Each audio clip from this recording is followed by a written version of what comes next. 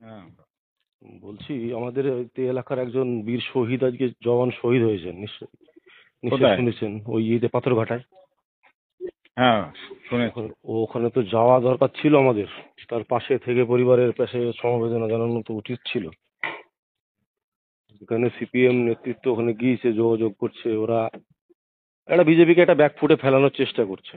রাখো তো তোমার ব্যাগ ফুটে ঠাকুরটা। হ্যাঁ, তাহলে মুসলমান মসজিদে তাই কি হচ্ছে? এমনি যাবো তাই কি হচ্ছে? একটা ভোট পাবো, ওখানে কি বেশি হবে? ভোট সবকিছু ভোটের হ্যাঁ। রাজনীতি দেখতে গেলে হবে হ্যাঁ, বলুন? ভোটের রাজনীতি দেখতে হবে এখন। আমি স্পষ্ট কথা একদম। না না, ভোটের ভোটের রাজনীতি রাজনীতি দেখতে হবে। এ, ওই একটু। হ্যাঁ। আর মানুষের। এখন এই তোমার রাত 11টার সময় মনে হলো?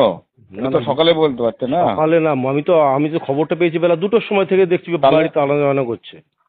তাহলে এটা এটা তো কি সকাল বিকালে বলতে হতো না? বিকালে বলতো? তো এটা সঙ্গে মানে এটা কি যাওয়া কি উচিত নয় না কি কি? উচিত তো যাওয়াই হচ্ছে। ওখানকার আমার যে কার্যকর্তারা আছে ইতিমধ্যে হুম। তারা ওখানে গিয়েছে। পাথরঘাটার যারা দায়িত্ব আছে, ওই অঞ্চলের যারা দায়িত্ব আছে, একটা টিম না, তার সে বাড়িতে চলে গেছে। সে তার ঠিক বাড়িতে আছে। যায়নি, এবার আমি ওই জন্যই বলছি আর কি। হুম। ওখানকার প্রদীপ পাল তো আমাকে বললো গিয়েছে।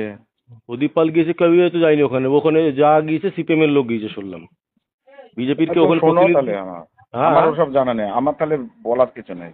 না না, ওখানে বাইরে থেকে কেউ যায়নি, আমি তো বলছি ওই গ্রামের লোকজনই গিয়েছে, ছেলেপুলে গিয়েছে, আর এখনো আসেনি মরাটা।